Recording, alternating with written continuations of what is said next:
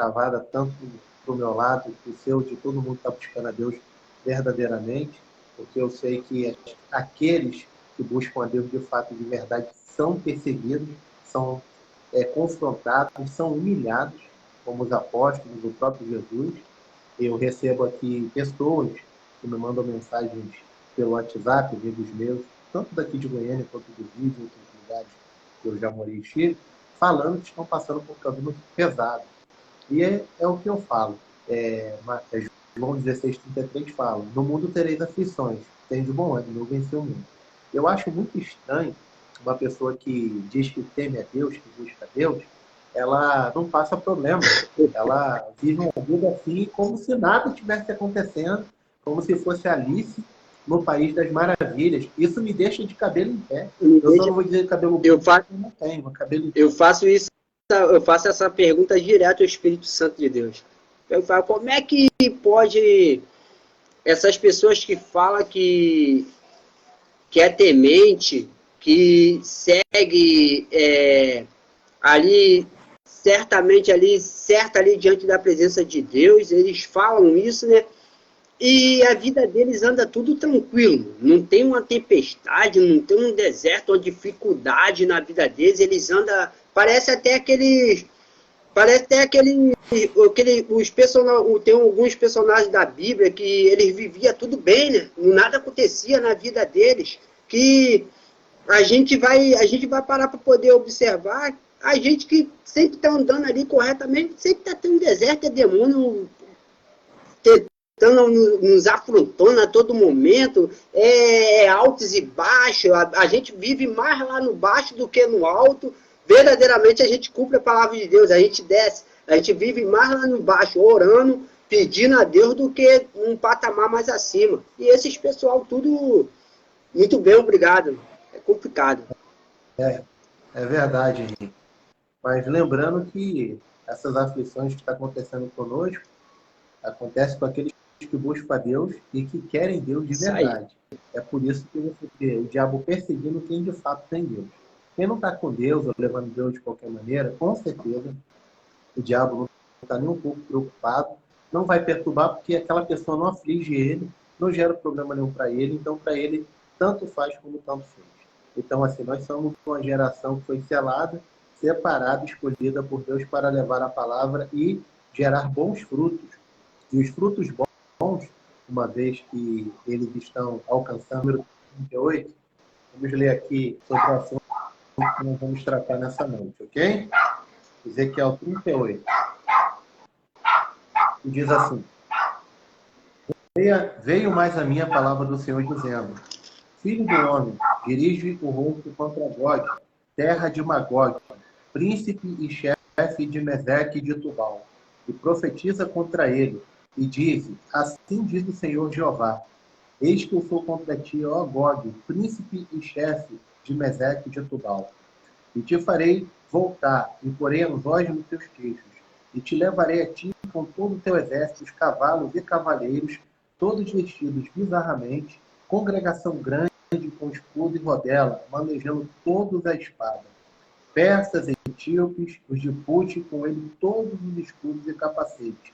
Gomer e todas as suas tropas. A casa de Togarma, da banda do norte. E todas as suas tropas, muitos povos contigo. Prepara-te, sim, dispõe-te, tu e todas as tuas congregações que se reuniram a ti e servem tu de guarda. Depois de muitos dias serás visitado, no fim dos anos. Virás à terra que se retirou da espada e que veio dentre muitos povos aos montes de Israel, que sempre serviram de assolação, mas naquela terra foi tirada, tiais como uma nuvem para cobrir a terra, tu e todas as tropas, muitos povos contigo. Assim diz o Senhor Jeová. E acontecerá naquele dia que terás imaginações no teu coração e conceberás um mau desígnio. E dirás: subirei contra a terra das aldeias não muradas. Direi contra os que estão em repouso, que habitam seguros.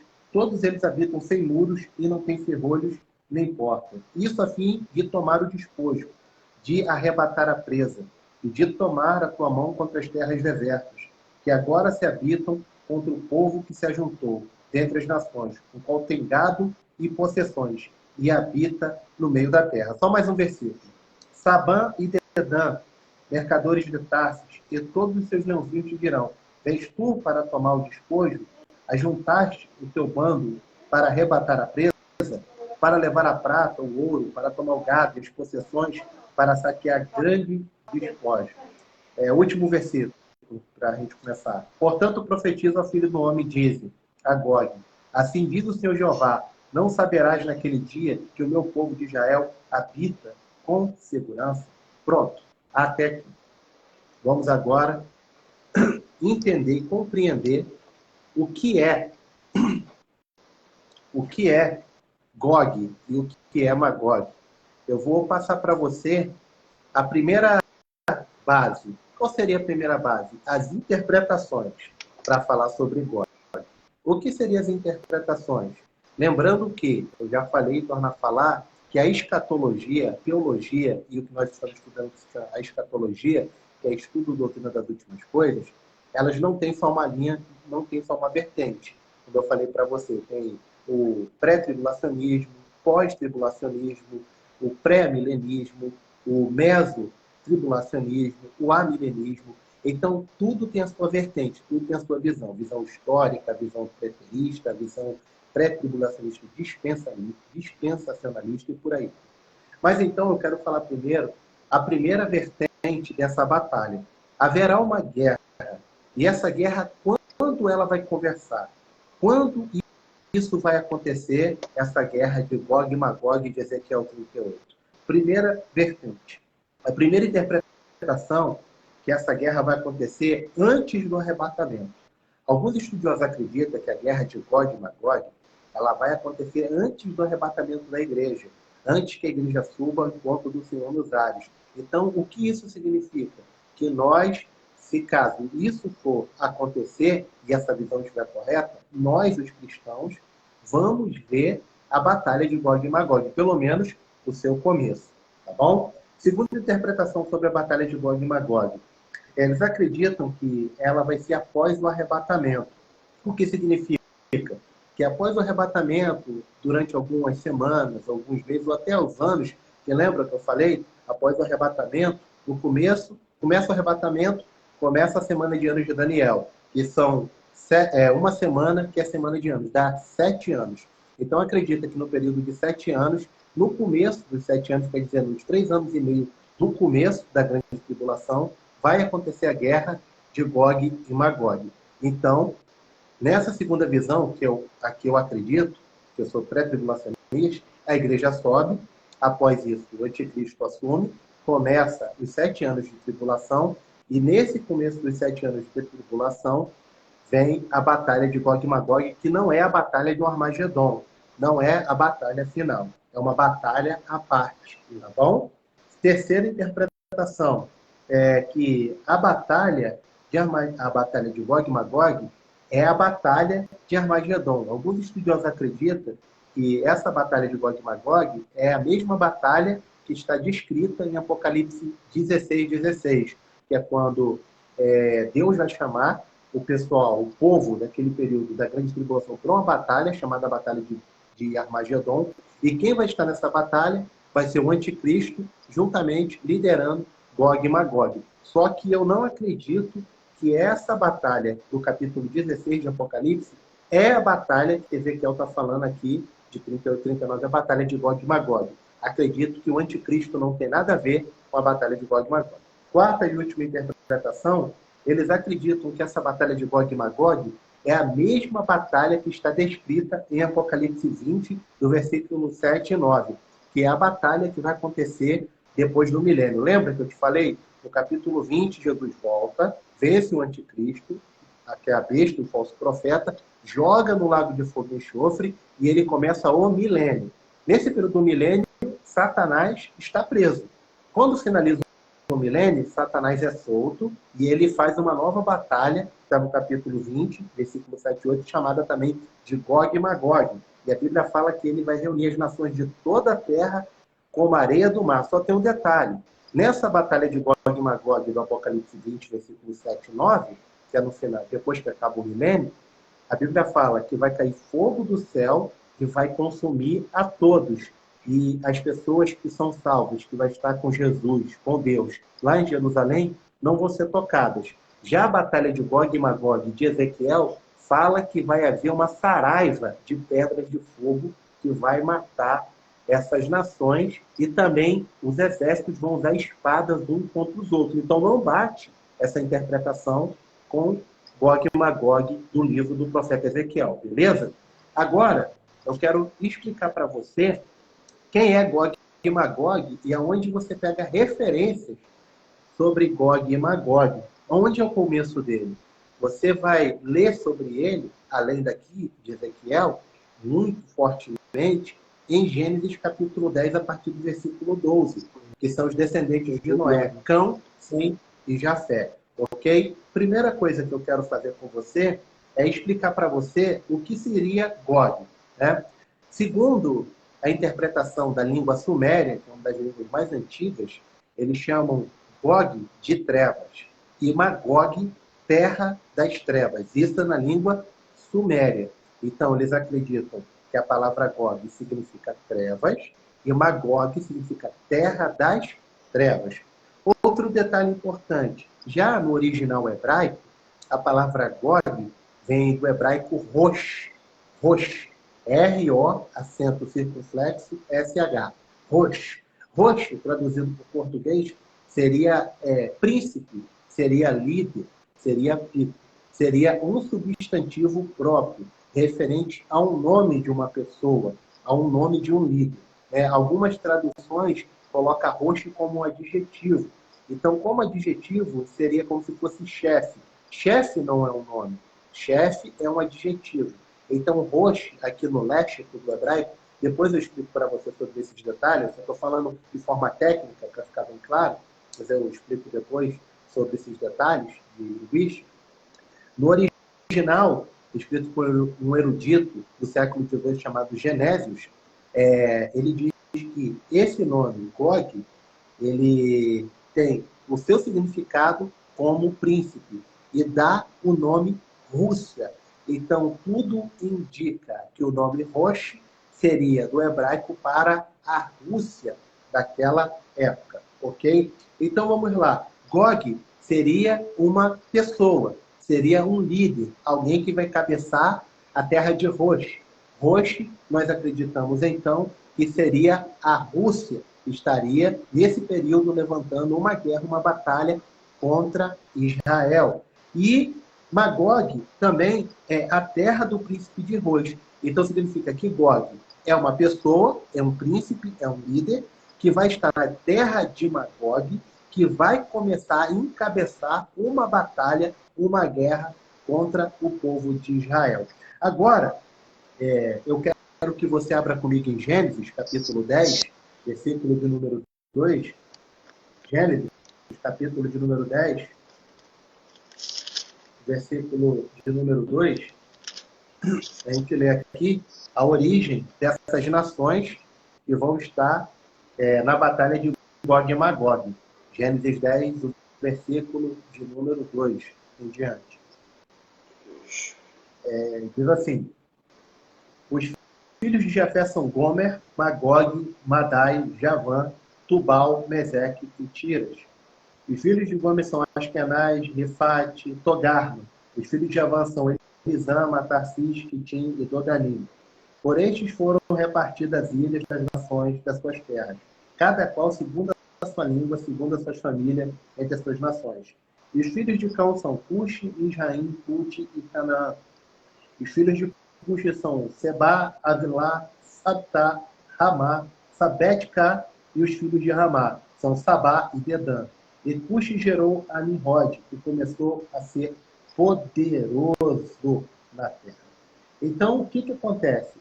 Aqui, dentro dessa genealogia, nós podemos entender que os 3 filhos de Noé tiveram o quê? As suas descendências. E qual foram as descendências dos filhos de Noé com essas nações que estão enquadradas, que são narradas e faladas pelo profeta Ezequiel? Vou falar aqui para você, a folha aqui está arrebentando, aqui, eu tenho que ter cuidado. Ó, vamos lá. Qual seria o Elão, que é falado aqui? Elão seria o Irã atual, que seria a antiga Pérsia. Assur seria a Síria. Lud seria a Proto-Germânia. Hoje não existe mais a Germânia, seria a Alemanha. Arã seria os arameus, ou os sírios. Isso são os descendentes de Sem, tá bom? Os que viriam de Sem, o povo semita. Já o de Cão seria Cush, seria a Etiópia. Misraim seria o Egito. Put seria a Líbia.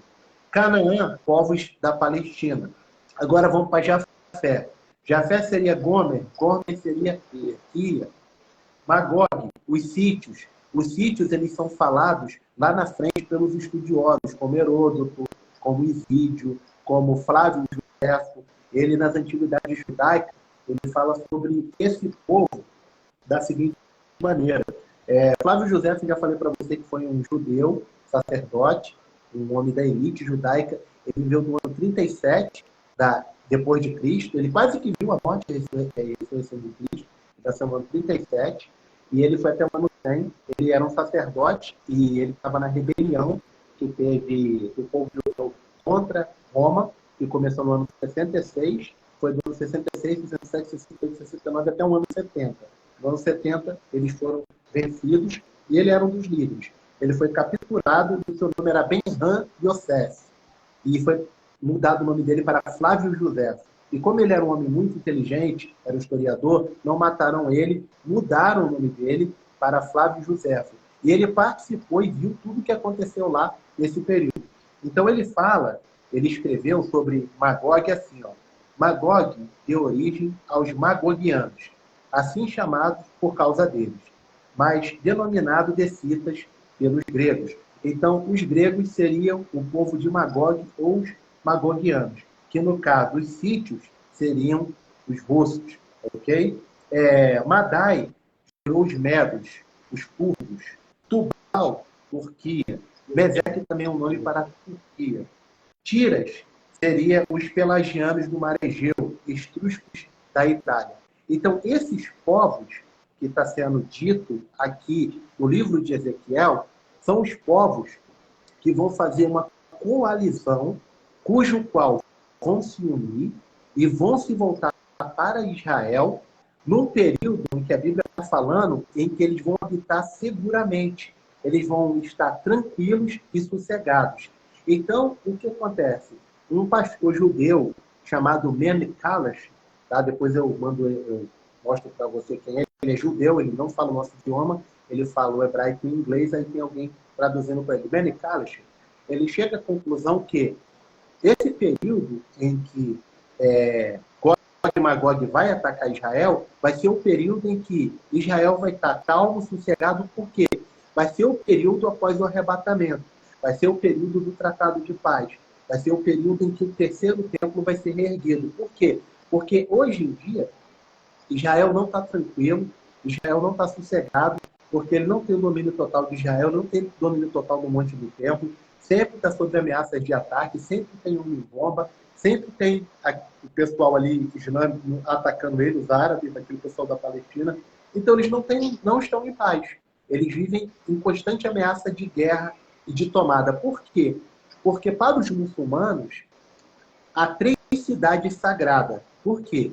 Porque quando Maomé, Maomé para nós, que seria Mohammed, Maomé, no 6º século, do 5º para o 6º século, quando ele fundou a religião muçulmana, ou islamismo, que a palavra islã significa submissão, o que acontece? Nesse período apareceu um anjo para ele, esse anjo chamava Gabriel, e esse anjo começou a falar com ele que todas as religiões do mundo estavam erradas e ia revelar para ele uma religião correta, uma certa. Então, havia uma área, um local, que eles, naquele período, se reuniam para poder cultuar os seus deuses. Havia um panteão lá, naquela região que ele morava, em Meca, e haviam vários deuses. E um dos deuses que estavam lá para ser adorado era o deus Alá, que era o deus Lua, entendeu? Então, o que acontece? Esse anjo que aparecia para ele, falava com ele que, através dele, ia colocar a verdadeira religião, a religião verdadeira. E ele começou a ficar meio louco, ele queria se matar, tentou se matar, e um dia conversou com a mulher dele. A mulher dele era judia, era descendente de judeus. Aí falou, ó, conversa com minha família, meus irmãos, que quem tem visões e revelações igual você está tendo são os profetas. Na nossa história, tem os profetas. Vai lá, fala com ele. Aí ele foi falar, o pessoal teve ele como uma pessoa lelé da cuca, não botou fé nele, ele ficou revoltado, aí ele pegou, foi lá, nesse panteão, onde as pessoas iam adorar os seus deuses, tentou quebrar tudo, não conseguiu, aí o pessoal queria dar uma forma dele, até matar ele, ele fugiu para Medina. Lá em Medina ele conseguiu implementar a religião islâmica, mesmo porque ele era analfabeto, ele não sabia ler nem escrever. Então, não foi ele que escreveu, ele falou. Ele falava, ele recitava, e aí os seus discípulos escreviam. Então, criou o Alcorão, e ali, com a sua lei, ele voltou para Medina, massacrou todo mundo, matou todo mundo, destruiu tudo e implementou que o único Deus verdadeiro era Alá, e ele era o único profeta mensageiro de Alá. É por isso que na religião dele só crê em Alá, e que Maomé é o único mensageiro. Ok? Aí, as três cidades sagradas, Meca, Medina e Jerusalém. Por que Jerusalém? Porque eles acreditam que Maomé ele foi até Jerusalém, e lá em Jerusalém ele não morreu. Ele subiu para o céu segurando nas asas de 2 anjos e vai voltar lá. Lá onde tem o templo de Al-Aqsa, que eu já falei, o domo da rocha, que foi feito por Sulimã II o Magnífico. E também ali a Porta do Príncipe. Mas, enfim. Então, todas essas nações, elas vão se voltar para Israel, elas têm um viés, ou é completamente islâmica, ou elas têm um viés do islamismo, que é uma religião que se opõe ao cristianismo e a todas as religiões, e também à religião judaica. Porque as únicas religiões que creem em um Deus é o cristianismo, o islamismo e o judaísmo, tá bom? Que crê só que há um Deus. As outras religiões todas são politeístas. A única que não é politeísta é a nossa, que só crê em um Deus. Então, vamos lá. Então, Gog, da terra de Magog, nós identificamos que é a Rússia. Tudo indica que vai ser a Rússia num período em que, quando a igreja foi arrebatada e que subirmos no arrebatamento, Israel vai estar desprotegido. Por quê? Porque a Bíblia fala que eles não vão ter ninguém para proteger eles. Vai ser todas essas nações, como a areia do mar, atacando Israel para poder fazer o quê? Não somente destruir Israel. O objetivo principal deles é despojar e tirar aquilo que Israel tem. E o que Israel tem? Riqueza. Muita riqueza. Como Deus prometeu ao povo que aquela terra seria uma terra que manaria leite e mel, assim Deus cumpriu. Um exemplo, o Mar Morto. O Mar Morto, ele é riquíssimo em minerais que não tem em nenhum outro lugar do mundo. Um exemplo, todo o PIB do Reino Unido, quer dizer, da Inglaterra e da Austrália, não dá o que tem de minério ou de mineração dentro do Mar Morto. Quer dizer, o PIB de 2 nações de primeiro mundo riquíssimas não chega perto do que há de minério ali. Ó, só um exemplo. O que eles têm ali em 93, se não me falha a memória, eles tinham aproximadamente 10 trilhões que eles descobriram em minério. Na atualidade, fizeram uma nova pesquisa, trilhões. A gente nem imagina o que é isso, trilhões. Eles têm aproximadamente 20 trilhões dentro do que diz respeito a esses minérios que existem no Mar Morto. E quem é que tem o poder, o controle sobre o Mar Morto? Maior, Israel. Então, a meta deles é a riqueza que Israel tem naquele lugar, como no Mar Morto. Recentemente, nas colinas de Golã, acharam um rio de água potável, de água excelente, água perfeita. Então, Israel é uma mina de ouro que fica ali no Oriente Médio. Como nós já lemos aqui, eu vou tornar a ler aqui no capítulo 38 de Ezequiel, acompanhe, por favor, capítulo 38 de Ezequiel, versículo 12, a resposta do ataque deles contra Israel é essa aqui, ó. A fim de tomar o despojo e de arrebatar a presa, de tornar a tua mão contra as terras desertas que agora habitam e contra o povo que se ajuntou dentre as nações, o qual tem gado e possessões que habitam no meio da terra. Engraçado, olha como é que Ezequiel profetiza uma coisa que na época não tinha acontecido. Porque, veja bem, Ezequiel está no cativeiro babilônico. Ele está tendo essas visões dentro do cativeiro, no sexto século antes de Cristo. Então, qual foi o cativeiro babilônico? O cativeiro babilônico aconteceu no ano 586 antes de Cristo. Ele está profetizando no quinto ou sexto século. Ele está profetizando que, olha só, vou ler de novo que isso aqui é interessante. Ó, isso a fim de tomar o despojo, presta atenção, de arrebatar a presa e de tornar a tua mão contra as terras desertas que agora habitam, e contra o povo que se ajuntou dentre as nações. O povo que se ajuntou dentre as nações. Quer dizer, Israel estava disperso, tá bom? E quando é que Israel voltou? Ele está profetizando algo que ia acontecer, ele nem imaginava. Isso aconteceu. Aconteceu no dia 10 de maio de 1948, quando as Nações Unidas, a ONU, lembra que eu falei para você que o general inglês Edmund Allenby chegou lá e conquistou a cidade sem ter guerra, sem ter nada, dos turcos otomanos, porque ficou no controle dos turcos otomanos durante 600 anos, foi 600 anos. Então ele entrou lá, sem dar um tiro, tomou, no ano de 1917 a 1952, eles entregaram para Israel a cidade. No dia 10 de maio de 1948, Israel voltou a ser um Estado. O povo todo voltou para Israel. Isso aconteceu. O povo, Ezequiel não sabia disso, que o povo ia estar reunido novamente lá em Israel, na nação que Deus prometeu para Abraão, Isaac e Jacó. Então, qual é o objetivo desse povo, Gog, da terra de Magog, com seus aliados, ir para Israel? Primeiro viés vai ser as riquezas.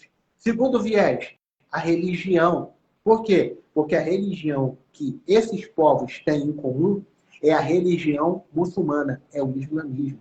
O engraçado é que o islamismo ele se divide em duas vertentes. É sunita e xiita. 80% é sunita, 20% é xiita. E o engraçado é que os suítas e os xiitas eles têm guerra entre eles. E os 20% dos xiitas fica no Irã. Fica naquela parte, a maioria. E os sunitas são a grande maioria. E a guerra entre eles. Mas o engraçado é que quando chegar essa época, eles não vão mais ter guerra entre eles. Vai se unir xiita e sunita contra um inimigo em particular. Roubar as suas riquezas e destruir o povo, que é o povo da promessa. Então aqui está se referindo a tomar o que é do povo judeu e extinguir também a sua religião. Porque matando o povo, acabando com a nação, acabou a sua religião. Então tudo indica, terceiro ponto, que a igreja, que é na interpretação que eu acredito é a que mais bate, a igreja não vai estar aqui. Por quê? Um exemplo, existe lá nos Estados Unidos e em muitas nações, pessoas que são a favor de Israel e tem pessoas que é contra Israel, que são a favor da Palestina. Então, aqueles que são a favor de Israel não vai lutar contra Israel, ainda mais as pessoas que conhecem a palavra de Deus, que for cristão. Então, nossas interpretações aqui mais bate, na minha visão, é que todos aqueles que é a favor de Israel, a sua grande maioria é cristão, é servo de Deus, já vai ter subido. Porque nessa batalha, Israel não vai ter ninguém para proteger eles. Não vai ter nenhum apoio. Essas nações vão atacar Israel com tudo. Agora, o engraçado é que, quando você vai ler aqui, Ezequiel 38, você vê aqui, ó, Deus manda ele voltar o rosto, quer dizer, se voltar, olhar, mas é uma contração verbal, que é de olhar de uma forma negativa, tá? Pensar de uma forma negativa. Ele fala assim, ó, filho do homem, dirige o rosto contra Gog. No hebraico seria voltar o rosto contra, olhar de maneira negativa, tá? Contra essas nações, contra Magog, príncipe-chefe de Meseque e de Tubal. E profetiza contra ele. Quer dizer, não é a favor, é contra. Ele está dizendo assim, ó, olha para eles e profetiza contra eles.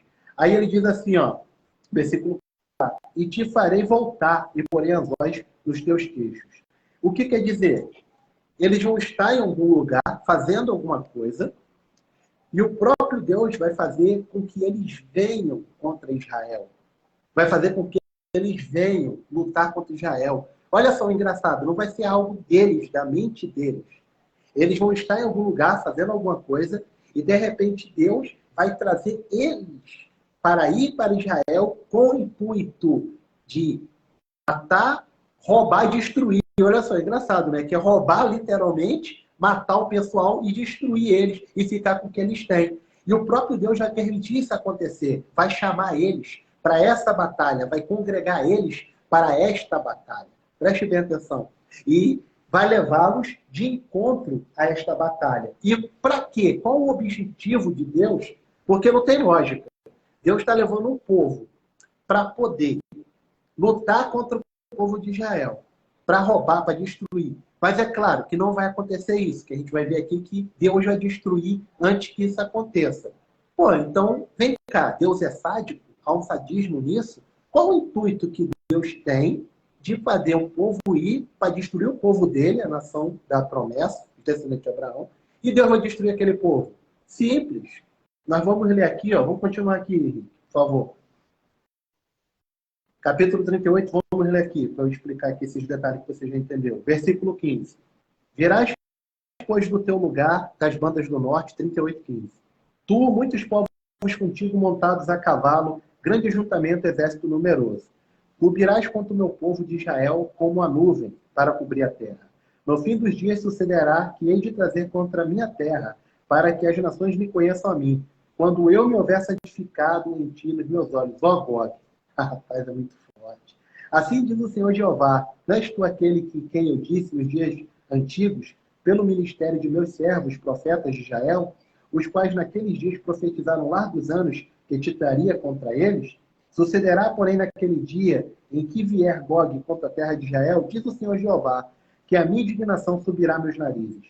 Porque disse no meu zelo, no fogo do meu furor, que naquele dia haverá grande tremor sobre a terra de Israel, de tal forte que tremerão diante da minha face os peixes do mar, as aves do céu, os animais do campo e todos os répteis que se arrastam sobre a terra.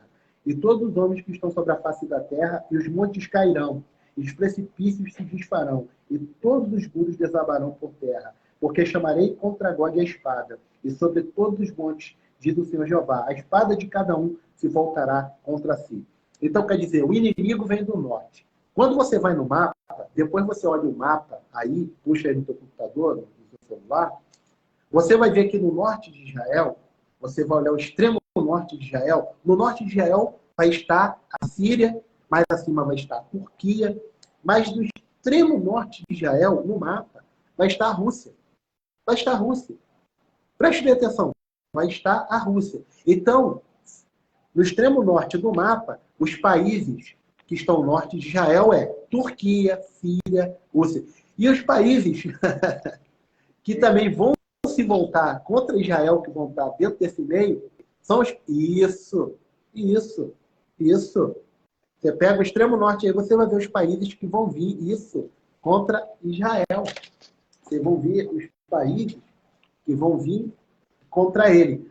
São os países que vai pegar a África também, uma parte da África, que Puti, Líbia, que é Etiópia, Somália, Somália, os países que Argélia, que são países de cunho islâmico, incrível. Países, e detalhe, né? O Iraque não vai participar, mas vai querer também pegar o que sobrar do despojo. Ele não vai entrar em batalha, mas vai querer pegar alguma coisa. Mas olha só o engraçado. Preste bem atenção. Vai vir montados a cavalo. Preste bem atenção, quero explicar isso aqui. A palavra carros e cavalos no hebraico é merkavá. Merkavá. Tá? Tanto a palavra carro quanto cavalo tem o mesmo significado. Carruagem. Na época de Ezequiel não existia carro como tem hoje. Carruagem. Então, qual era o meio de cavalo e carruagens? Não, a gente vê abertamente. São carruagens. Carros e carruagens. Então, o termo que é utilizado para isso é merkavá. E o que seria merkavá? Ezequiel está tendo uma visão da época. Desculpa aí. Para uma coisa muito boa. Acontece, tranquilo. Então, Ezequiel está vendo carros e cavalos, mas não é carros e cavalos. Na guerra que vai acontecer, eles vão vir de quê? Tanques de guerra. E por incrível que pareça, a palavra tanque, no hebraico, é merkavá. Merkavá. Então Ezequiel está vendo o tipo de batalha que vai haver. Eles vão vir com tanques de guerra. A palavra arco é a mesma para lançadores. E flecha é a mesma para míssil. Olha só, no hebraico.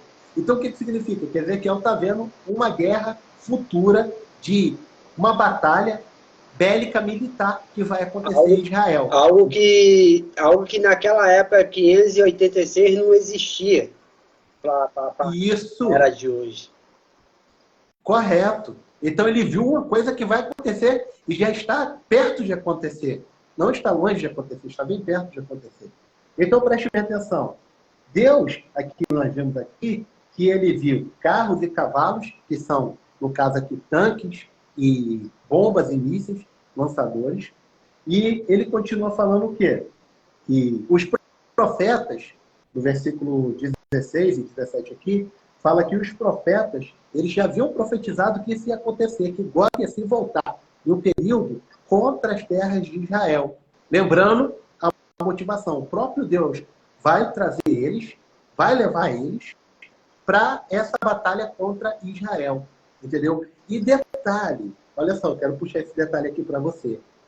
É claro, e especificamente fica bem claro, que esse período dessa guerra é o período que o anticristo vai estar no controle, só que o anticristo não vai estar nessa batalha. Por isso que não é a batalha de Armagedon. Na batalha de Armagedon, o anticristo vai estar. E nem a batalha depois do milênio, porque do milênio, depois, quando entra o milênio, o anticristo e o falso profeta, no caso que é a besta, vai estar lançado lá de fogo e enxofre. E Satanás vai ser destruído e lançado direto, e as nações vão ver um julgamento. Então essa batalha é uma batalha que vai acontecer especificamente. O anticristo não vai estar. Abre tua Bíblia aí, Daniel, capítulo 10. Entra lá na parte acho que entra lá na parte do capítulo 40, né? Se não me engano. Isso. Abre aí Daniel 10, versículo 40. Olha o que a Bíblia fala. 10. Não, 11, perdão. É 11, desculpa, tá?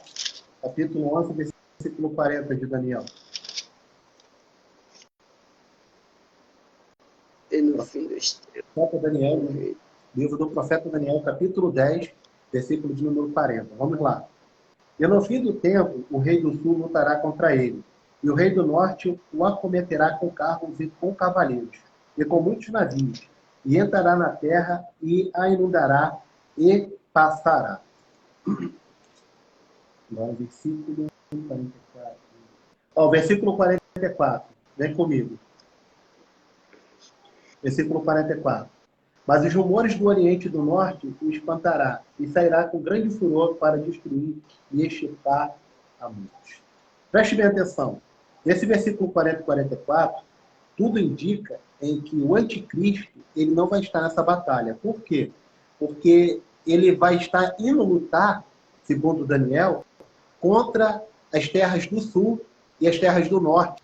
Vai acontecer alguma rebelião no período do anticristo contra ele, que ele vai lá, porque olha só, o anticristo ele não vai dominar todo mundo, ele vai ter o poder e influência sobre todo mundo. Mas o anticristo, segundo a Bíblia, ele vai dominar 10 nações, que são as 10 nações mais poderosas que existem. Ele vai surgir como um chifre pequeno, como diz Daniel, e vai falar, está no capítulo 7, versículo 25. Daniel, abre aí comigo. Daniel 7, 25, para você entender o que eu estou falando. Vou pincelar rapidamente. Daniel, capítulo 7, versículo 25. Diz assim, ó. E proferirás palavra contra o Altíssimo, e destruirá os santos do Altíssimo, cuidará em mudar os tempos e a lei, e eles serão entregues nas suas mãos por um tempos e metade do tempo. Isso seria 3 anos e meio. Porque naquela época os métodos não contavam igual a gente. 1, 2, 3 anos é tempo, 2 tempos e metade do tempo. 3 anos e meio, tá bom? E seria já no período da grande tribulação. Então aqui, o versículo 25 que eu já li, deixa eu ver aqui onde que eu quero. É isso mesmo. Então, como eu já acabei de falar para você aqui, ó, versículo 24, volta comigo aqui. E quantas pontas daquele mesmo reino se levantarão 10 reis. E depois dele se levantará outro, qual será diferente dos primeiros, e abaterá 3 reis. Tá? É isso que eu queria que você lesse comigo também. 10 reis, vão ser 10 reinos. Vai se levantar um que vai bater 3 e vai dominar eles. Que esse é o anticristo. Tá bom? O anticristo ele vai se apoderar de 10 nações poderosas, tá? Que vai existir, que já existe, na verdade. E dessas nações, 3 vão se contra ele. Ele vai destruir 3, vai ficar 7.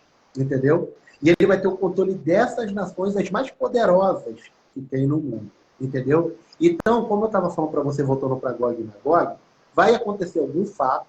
Nós, os estudiosos, chegamos à conclusão, eu me coloco como estudioso, que eu sou estudioso dessa área, que nesse período em que acontecer a guerra de Gog e Magog, o anticristo vai estar em uma guerra ao norte, isso acredito que é o norte da África.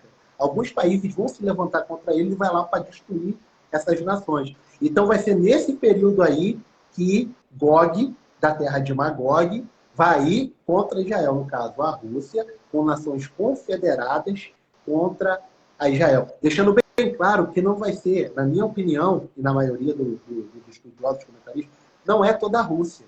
É aqueles que são de cultura e religião islâmica que é contra Israel. Os que vão contra ele são todos aqueles que são islâmicos, radicais, que é contra Israel, que tem intuito de destruir Israel. Porque o islâmico radical, o intuito dele é destruir Israel.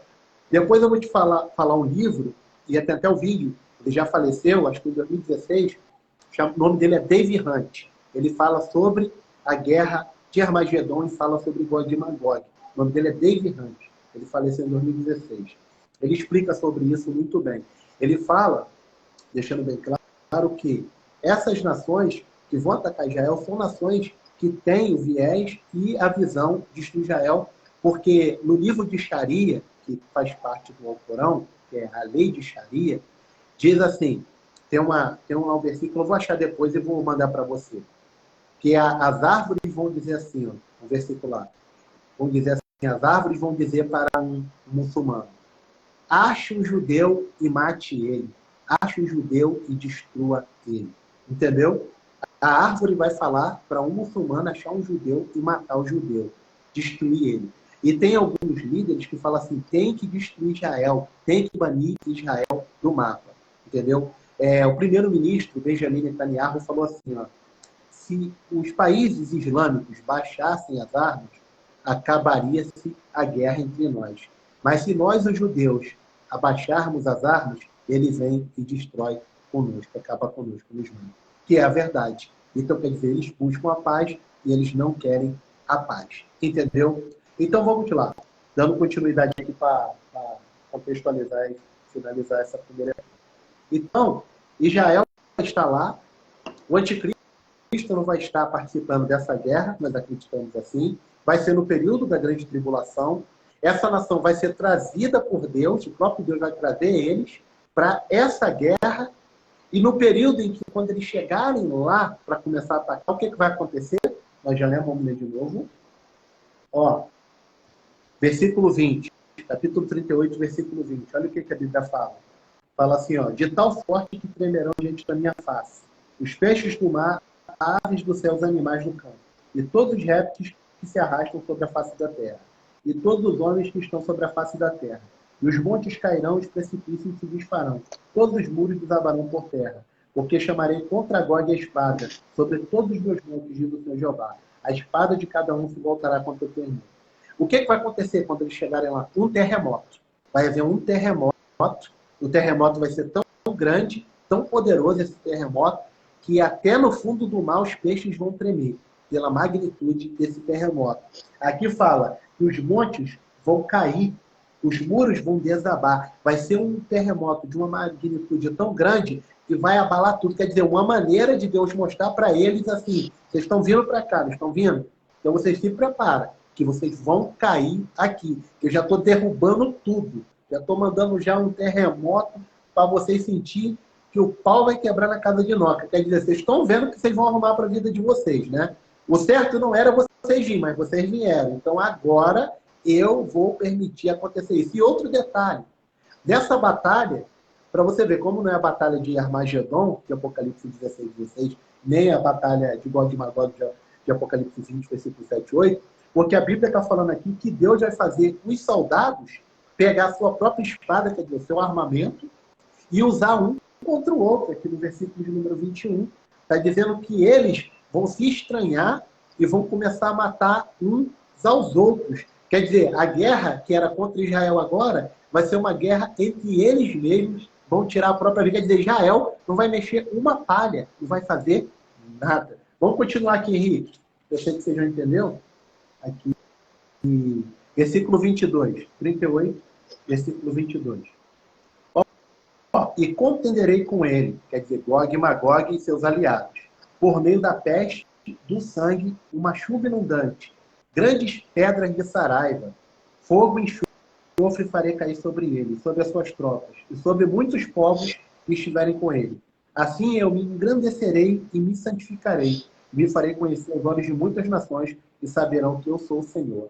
Quer dizer, os estudiosos acreditam que essa chuva de saraiva pode ser literal, ou pode ser as armas nucleares que vão ser utilizadas, mas não vão ter efeito sobre Israel, porque o próprio Deus vai destruir essas armas, e essas armas vão cair sobre eles mesmos, tá bom? Gerando o quê? Essa chuva inundante, das fogo e enxofre, bate muito com armas nucleares. Então eles acreditam que essas armas nucleares que eles vão utilizar contra Israel vai se voltar contra eles, e vai haver uma chuva, no caso, chuva de armas nucleares, bombas, essas coisas, vai vir contra eles e vai haver uma morte tão grande que ali vai inundar de sangue. A gente sabe que as pessoas vão morrer, vai ser como se fosse uma chuva de fogo, enxofre e sangue, porque vai haver muitas mortes. E qual o intuito disso aqui? Deus vai mostrar que ele é santo, que ninguém pode tocar nele, nem na menina dos olhos dele. O intuito dele é fazer-se conhecido, porque o arrebatamento já aconteceu, nós já, os salvos, vão estar com ele, não vai participar de nada disso, com certeza. E terceira coisa, saber que ele é o Senhor, saber que só um Deus. Não existe anticristo, não existe Satanás, que é Deus, só existe um Deus. Ele quer mostrar, ó, vocês se garantem aí na bomba, vocês acham que pode fazer o que quer, acham que não, vocês estão enganados. Vocês têm que saber que eu sou santo, que eu sou único, não existe ninguém igual a mim, que eu sou poderoso e que quem chegar aqui vai perder. Não tem como vencer Deus. Pode falar aí. Eu estava lendo no 39 que praticamente eles vão para lá para poder morrer, né? Que vai ser tanta gente, que eu estava lendo que o povo, o que Deus vai separar ali, que vai separar para poder recolher aquelas armas, eles vão fazer lenha, vão fazer fogo de lenha ali com as próprias armas durante 7 anos. Né? Isso. Que é provando que são armas nucleares. Porque as armas nucleares, segundo os estudiosos, quando fica o rescaldo dela, o resquício dela, o que sobra dela, ela não acaba de um dia para a noite. Aquele fogo, aquela inflamação da radioatividade fica ali durante 7 anos. Um exemplo, Chernobyl, ali entre a Ucrânia e a Rússia, foi em 87. Quando houve o acidente nuclear de Chernobyl, você pode dar uma olhada, tem até filme, esse acidente de Chernobyl, o pessoal teve que fugir, a cidade não tem ninguém, a cidade fantasma, não existe ninguém. E quando você vê alguma reportagem, aparece lá o urso com 3 olhos, cervo, que seria o veado, né, aquele bicho, todo esquisito. Dizem que lá existem mutações e um lugar isolado. E diz que até hoje há uma influência muito forte de radioatividade. Isso foi em 1987, o acidente de Chernobyl. Entendeu? Então, o que acontece? A influência da radioatividade desse resquício, esse rescaldo, vai durar 7 anos. E as pessoas, o povo de Israel vai levar 7 anos, enterrando, 7 anos não, perdão, 7 meses para enterrar os corpos, porque vai ser um massacre.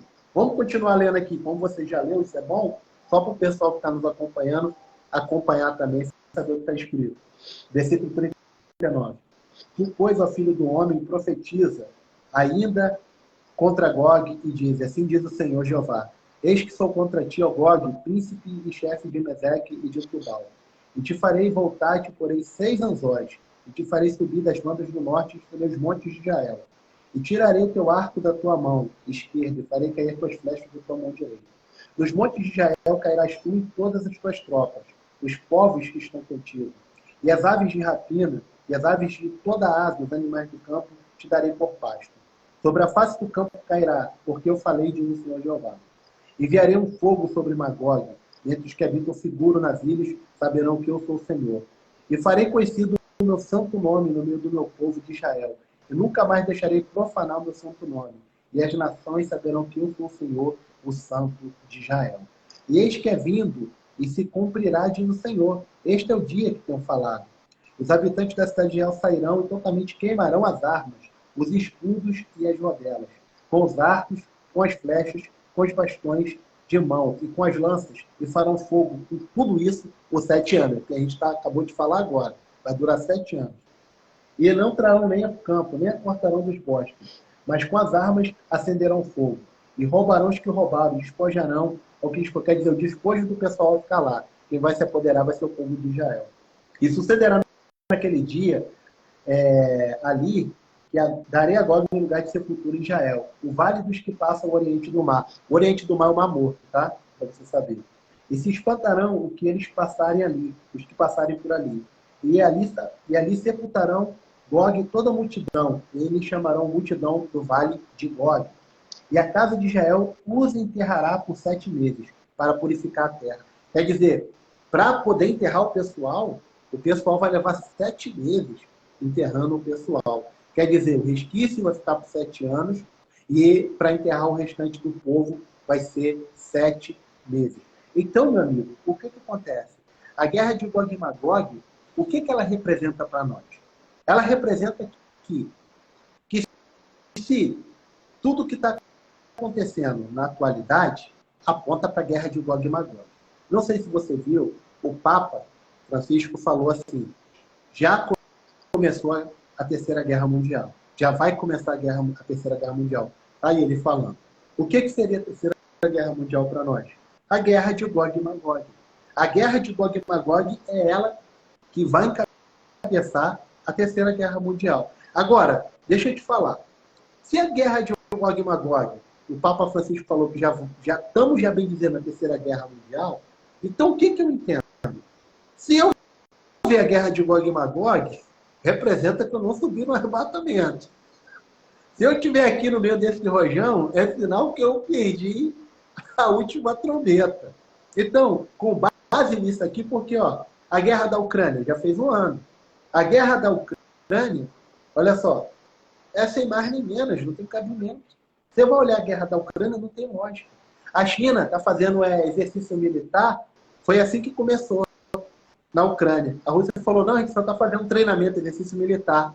Invadiu a Ucrânia, 2014 para 2015. Aí acabou a guerra. Voltaram a fazer exercício militar, atacaram a Ucrânia de novo. Está lá até hoje a guerra na Ucrânia. A Ucrânia não pode fazer parte da OTAN, porque a Rússia já falou. Putin, se você entrar para a OTAN, tá bom? Se você entrar para a OTAN, que é a organização, o Tratado das Nações do Atlântico Norte, nós vamos te atacar. A Ucrânia entrou para a OTAN. Biden foi lá e falou, quero ver vocês atacar. Então, o que acontece? A Rússia, ela tem aliança com o Irã, que é inimigo de Israel, já falou abertamente que se eles puderem, eles vão banir. Olha só, a Rússia é amiga da China, tem aliança com a China, tem aliança com a Síria, tem aliança com a Turquia. Olha só os países que a Rússia tem aliança.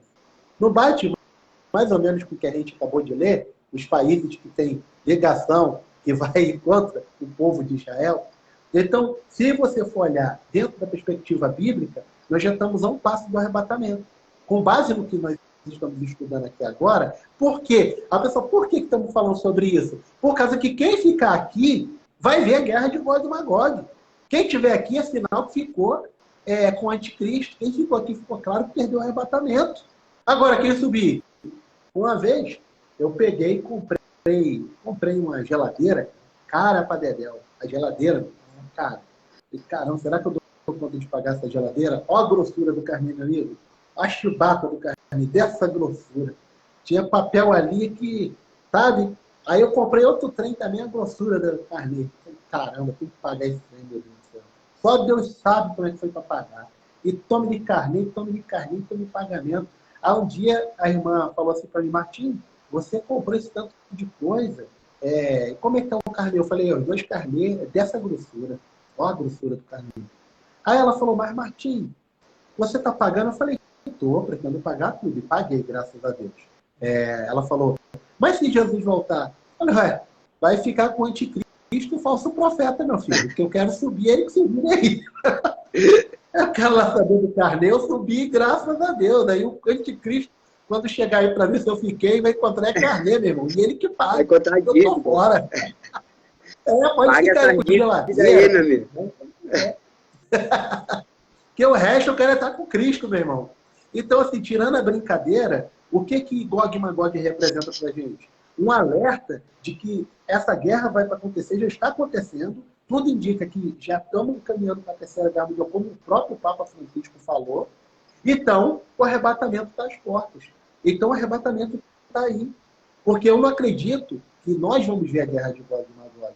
Pelo que eu entendi, nós vamos subir antes de começar a guerra de Gog e Magog. Porque está atrelado ao tratado de paz do anticristo, de Daniel 9:27. Está atrelado porque Israel vai estar já vivendo a aliança de 7 anos, que é a última semana de Daniel. Que nós já estamos bem entramos. Mas finaliza, o começo dela finaliza para nós, que é o arrebatamento, e culmina com a guerra de Gog e Magog. Agora, finaliza aqui, Henrique, eu finalizo aqui, versículo 15, a 39:15. E os que passam pela terra a atravessarão, e vendo alguém o osso de um homem, levantará o pé um sinal, até que os enterrados enterrem no vale da multidão. O que eu entendo aqui? Que essa batalha, já sabemos o final, e que os ossos das pessoas que vai aparecer ali no decorrer, as pessoas que vê vai ter que botar um sinal. E qual seria o sinal? Qual é o sinal? Seria um sinal, quando a gente vai entrar num lugar que tem trem elétrico, tem aquela caveirinha, né? Cuidado, aqueles ossinhos engraçados, né? Perigo, choque elétrico. Quando é de cachorro, tu vê lá, né? A plaquinha, cuidado, com feroz, não entre. Então vai ser um emblema de radioatividade, tá? Vai ser um emblema de sinal de radioatividade. A pessoa vai estar atravessando, olha lá, aquele ali é um camarada que estava na batalha de Gog e Magog, que perdeu, está morto ali. Aí vão colocar lá um sinal de radioatividade para poder enterrar o osso, porque não vai ser qualquer pessoa que vai poder entrar por aquele lugar. Então, meu jovem, resumo da ópera. Resumo da ópera.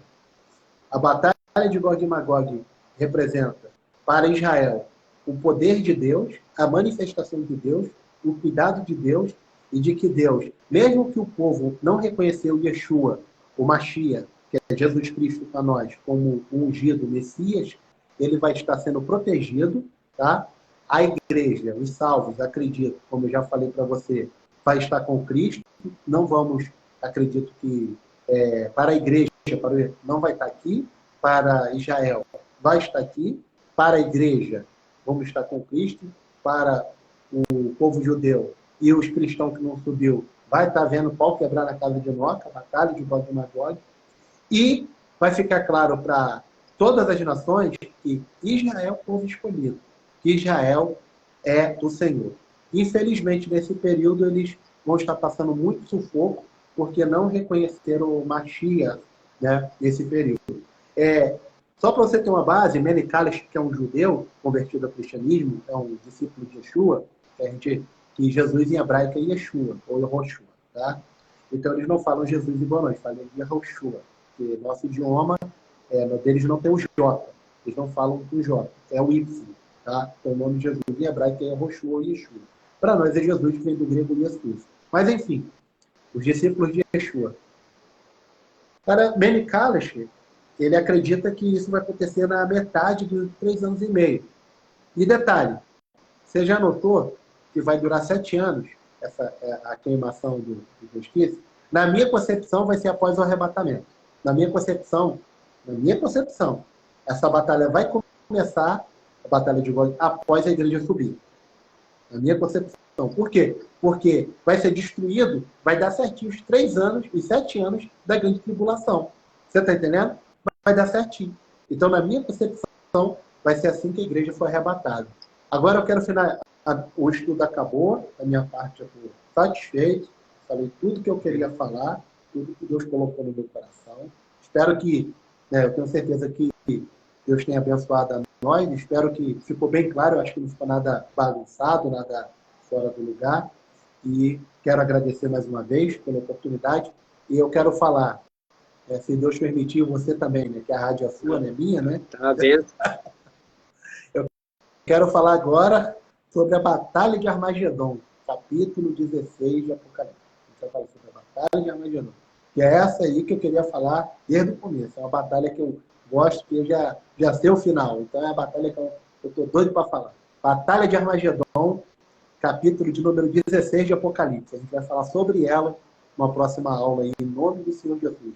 Se Ele permitir e quiser e nos dar vida e Ele não voltar, a gente não descer a sepultura. Isso Ele sabe tudo. Eu quero contar para você um testemunho de uma visão que Deus me deu essa madrugada. Deus me mostrou algo essa madrugada. Eu ia até falar contigo, mandar antes do estudo, mas Deus me tocou para falar durante o estudo, no final. O que acontece? Essa madrugada, enquanto eu orava, que aqui tem tido uma batalha muito grande, igual tem aí, igual a gente tem passado, irmãos, muita guerra espiritual, eu orei, mas estava muito pesado. Eu falei, Deus, revela o que o Senhor quer me revelar. E Deus pegou e me deu uma visão. Nessa visão, eu estava num monte muito alto. O monte era muito alto mesmo. E eu estava deitado em uma cama no monte. E eu olhava para o meu corpo estava coberto com uma nuvem, como se a nuvem fosse uma espécie de cobertor.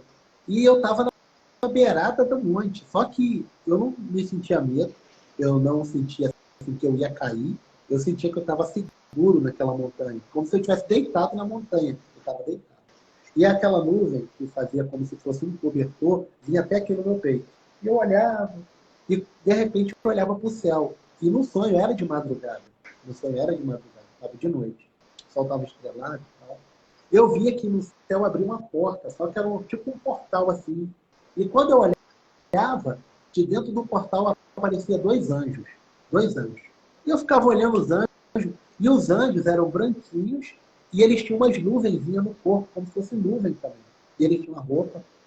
Um era mais alto, devia ter mais de 2 metros, e o outro era um pouco menor, mas pouca coisa, batia mais ou menos no ombro. E eles ficavam andando e ficavam olhando para a terra.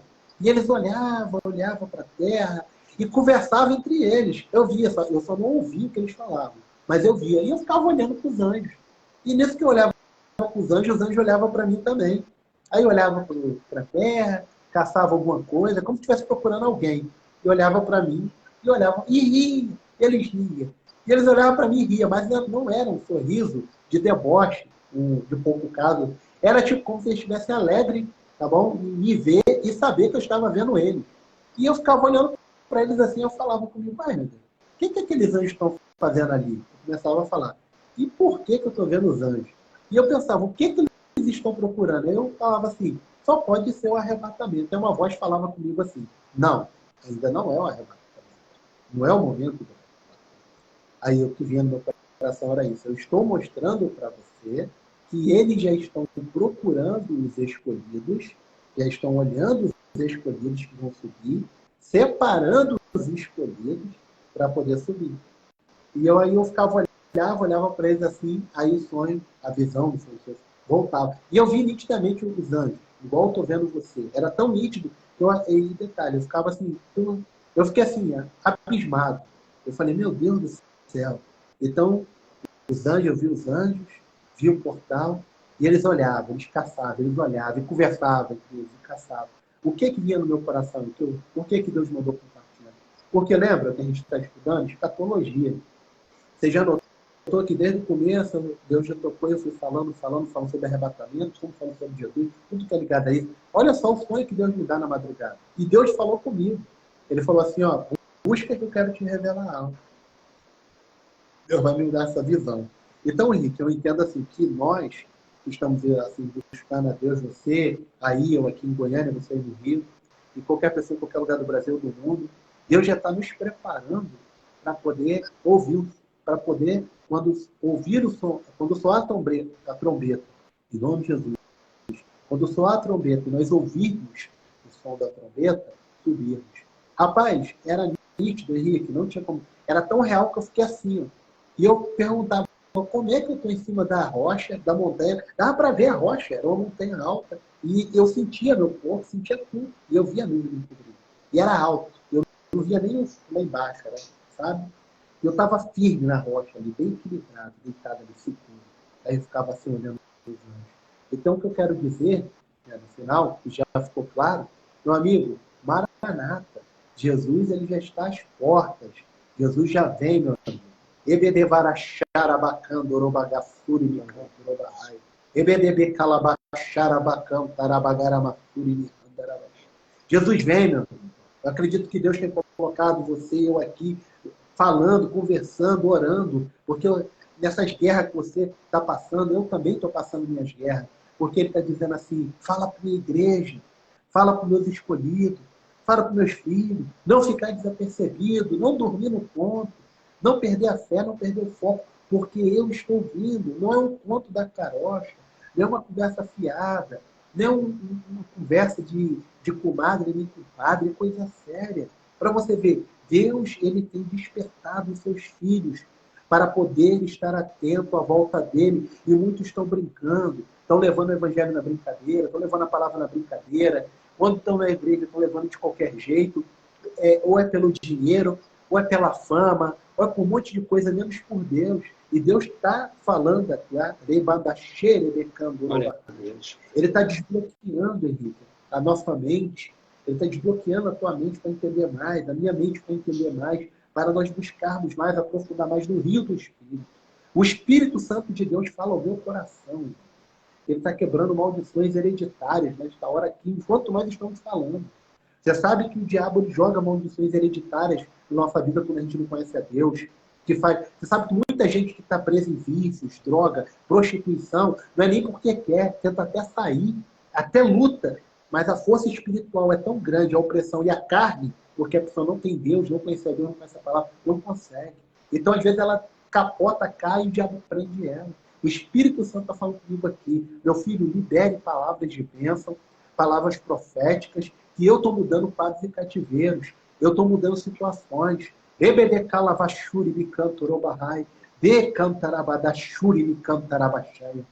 está falando comigo aqui, Henrique. Pode tomar posse. Deus está falando comigo aqui. Fala para o meu filho que o que ele está fazendo para mim não é em vão.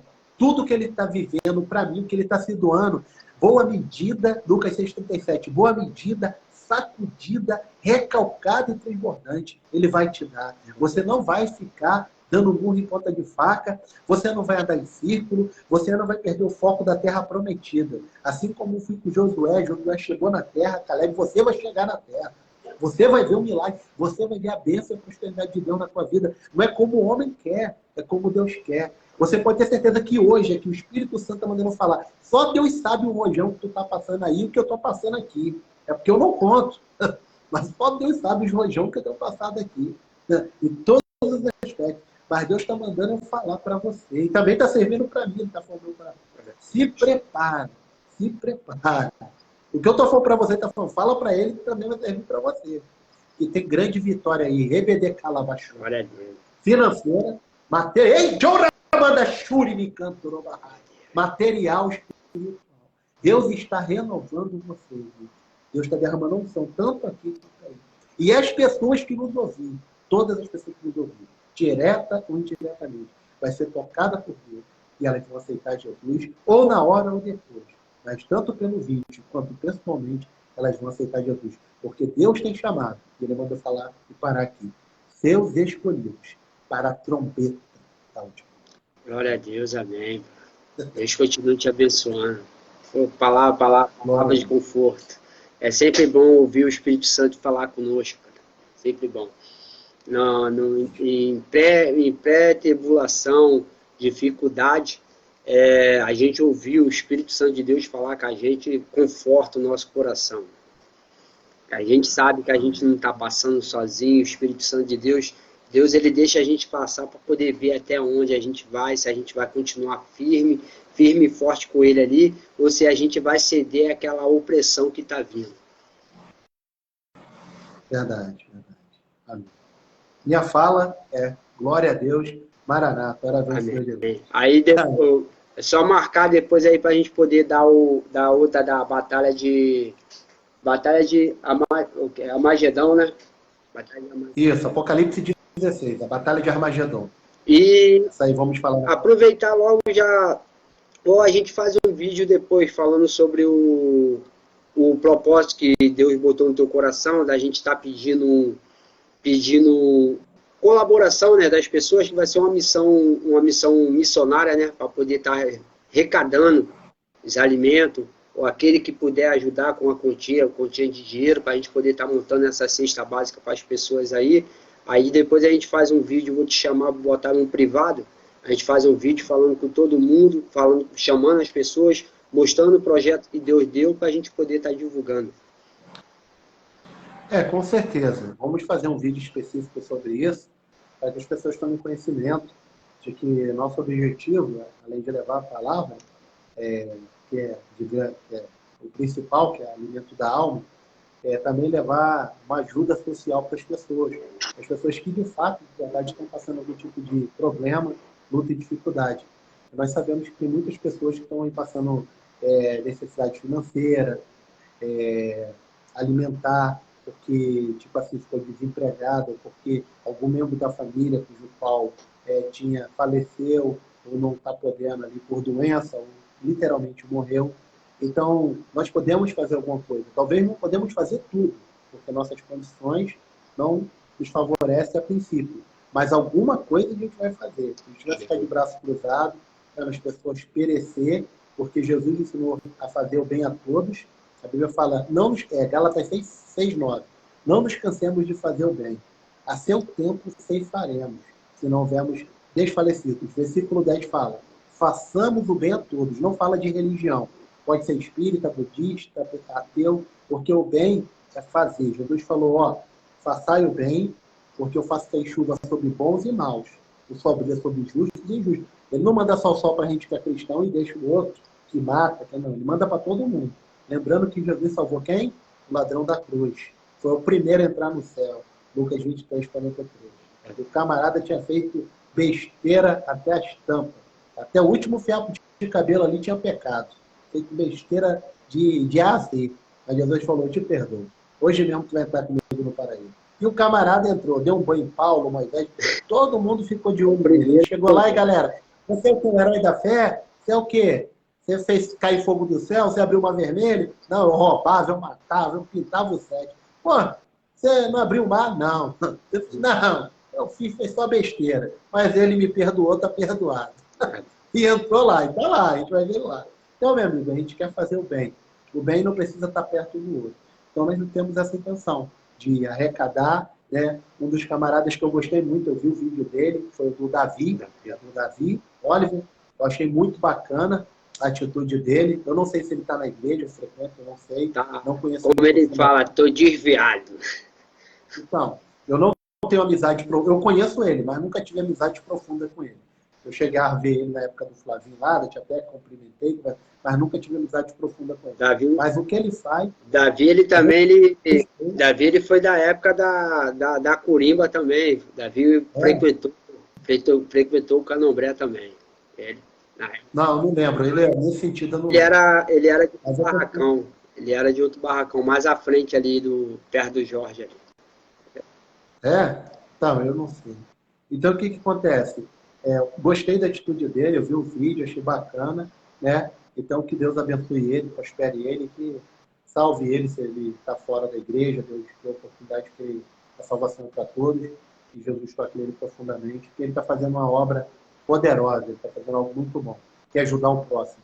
A gente não pode ficar de braços cruzados, só prega e ora. Não, a gente prega, ora, evangeliza, a gente ajuda o que está caído, a gente faz um trabalho completo, a gente não trabalha pela metade. A gente tem que ser obreiro aprovado, e trabalha não só em parte, trabalha completo. Nós somos obreiros que Deus levantou para fazer a obra de verdade, não ficar meia boca. Se é para fazer meia boca, é melhor nem fazer. Então vamos fazer um vídeo especificamente falando sobre esse assunto, que não vai ser agora nisso, para não virar aquele sopão, aquele nesse ano. Vamos ficar só nesse ponto.